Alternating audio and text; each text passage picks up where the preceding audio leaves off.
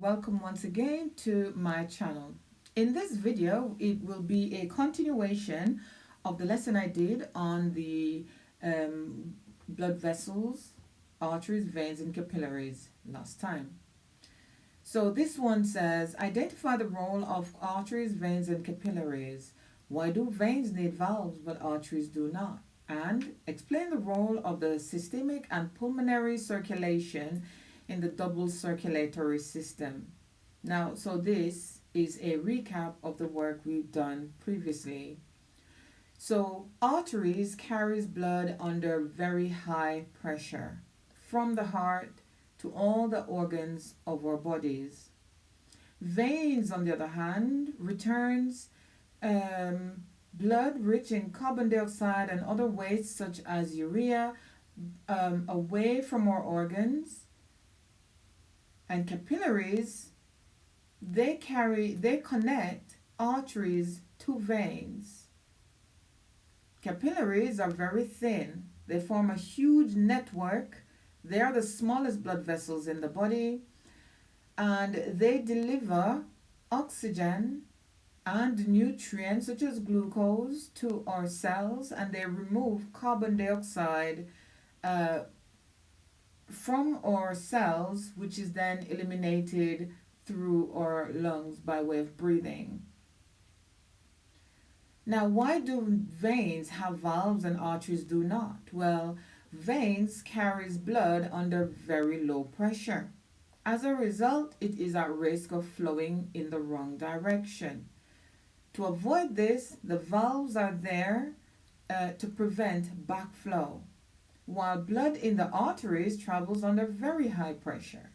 As a result, the blood is not at risk of flowing in the wrong direction. Explain the role of systemic and pulmonary circulation in the double circulatory system. Well, for pulmonary circulation, blood from the heart it carries blood from the heart to the lungs and back. Because remember, on the diagram of the heart, the pulmonary artery takes blood to the lungs from the heart, and pulmonary veins take blood from the lungs back to the heart. In systemic circulation, on the other hand, systemic circulation carries oxygenated blood from the heart to the rest of the body and returns deoxygenated blood back to the heart. So you can see how these different systems work, which is why it's called the double circulatory system. And here you have the system. So the one colored in blue is often used, or rather that color used to describe or demonstrate blood that is low in oxygen. So it is returning, so you can see the network here. So these are all capillaries connecting here. So you can see where the capillaries connect arteries to veins. So on this side, it's the blood low in oxygen returning from the body to the heart, and then once it enters the heart in the atrium here, goes to the ventricle, then it is pumped up through the pulmonary artery where it goes to the lungs to get rid of carbon dioxide. Once this carbon dioxide is gotten rid of, oxygen is picked up, and you can see the blood becomes bright red, and it's then taken by way of the pulmonary vein back to the left side of the heart, the left atrium, then the ventricle, then it's pumped out through the aorta to the rest of the body. So you can see the two systems working efficiently together to help us to have oxygen-rich blood low in carbon dioxide. The heart. So it's a muscular organ that pumps blood around the body through repeated rhythmic contractions. We need blood circulation to move glucose and other nutrients, oxygen, and of course to remove carbon dioxide Our hormones needs to be transported from our glands to targeted areas. So that travels in the circulatory system. Urea, which is waste proteins that is not healthy, it's not good to be in our bodies. So that needs to be removed by way of the kidney. But in order for it to get to the kidney, for the kidney to filter it out, it has to travel in the circulatory system or in the bloodstream.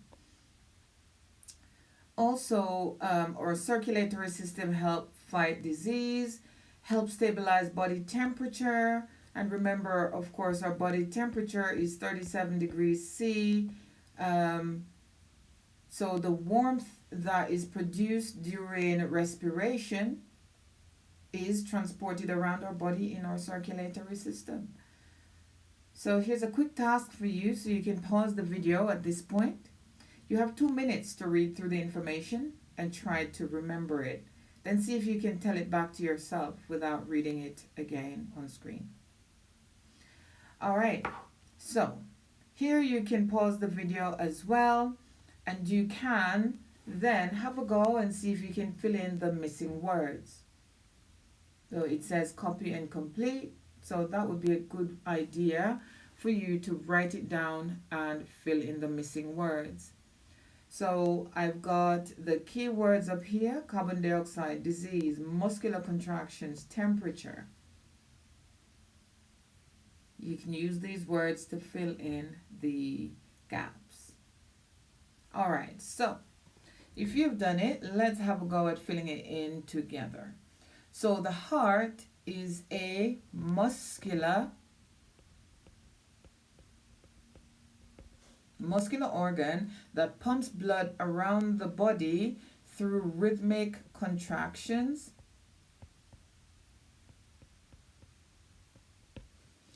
We need a blood circulation to move glucose and other nutrients, oxygen, carbon dioxide,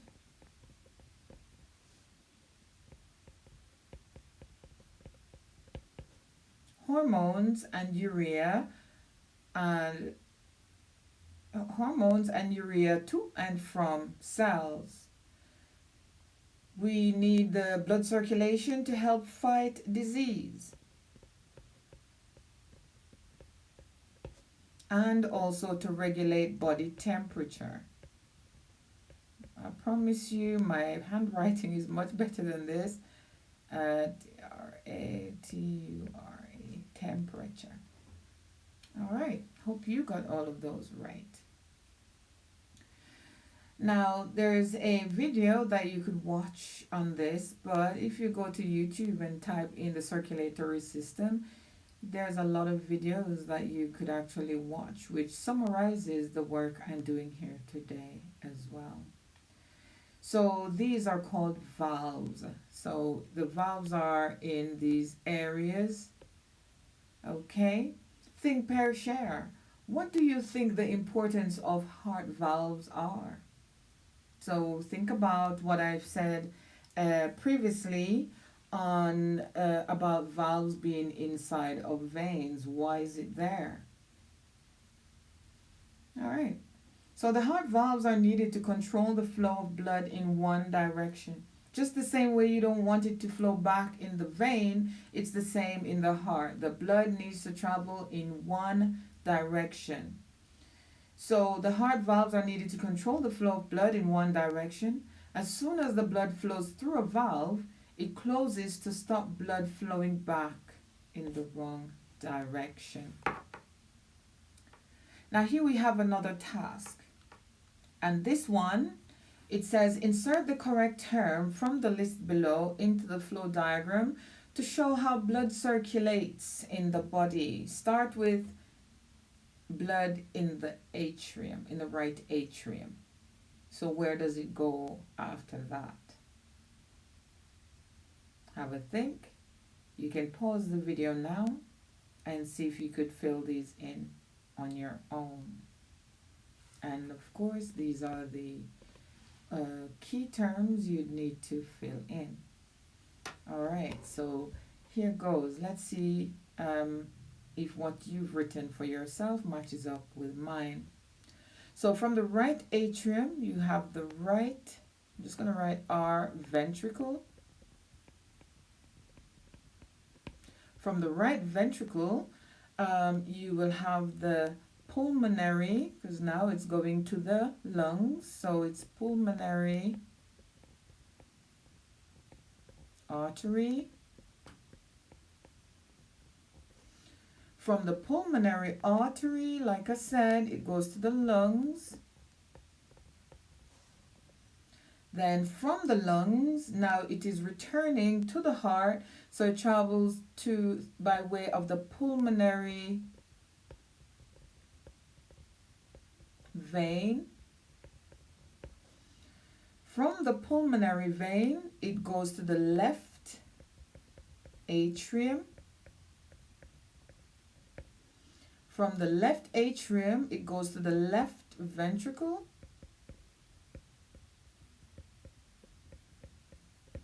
From the left ventricle, goes to the aorta, the aorta. From the aorta, it goes to the body. And from the body, remember now it's returning to the heart, so it goes by way of the vena cava. So some will say cava, I say cava, vena cava. How did you do? All right, hope you got them all right. And then, why is my sheet not moving? Now it works. Okay. So we've looked at the heart. We know the job of the heart, and its job is to pump blood around the body and taking nutrient-rich blood, rich in oxygen and nutrients, to where they need to be. And also it removes waste products from the body. Some of it is filtered out by the kidneys, that is urea, and some of it leaves by way of the lungs, which is carbon dioxide. But of course things can go wrong with the heart. So what could go wrong? Well, you can have a few problems, and oftentimes these problems can be fixed. So, problems with blood flow through the heart. Coronary arteries carry oxygenated blood to the heart muscle. These are, if you look at a diagram of the heart, you will see the structure or striations on the surface of the heart. Those are the coronary arteries. Cholesterol sticks to the wall of the artery, which narrows the artery, preventing blood flow. So that's a problem. This can cause blood to clot and block the vessel. This blockage is known as thrombosis. These blockages mean that there is a reduced flow of oxygen to the heart muscle. This can lead to chest pain, heart attack, or even death. So, here you have the a healthy coronary artery. It's clear, blood flow can go through it easily, no problem. Here you have a tear in artery wall, not good, but you can still have a good blood flow. Then, of course, this one down here, fatty material is deposited on vessel wall. Now you can see that the width of the coronary artery is significantly narrowed compared to what it was before, and it becomes narrower and narrower, and you can have blood cells clotting together, blocking the lumen enough that nothing passes through, and then you can have chest pain, heart attack, or even death. So what can be done, you might say? So what does the muscle in the heart, or why does it need oxygen? And just remember that we need oxygen for respiration or cellular respiration, because that's how energy is given out. That's how the muscle cells get their energy to contract. Which other substance from the heart does the muscle tissue require?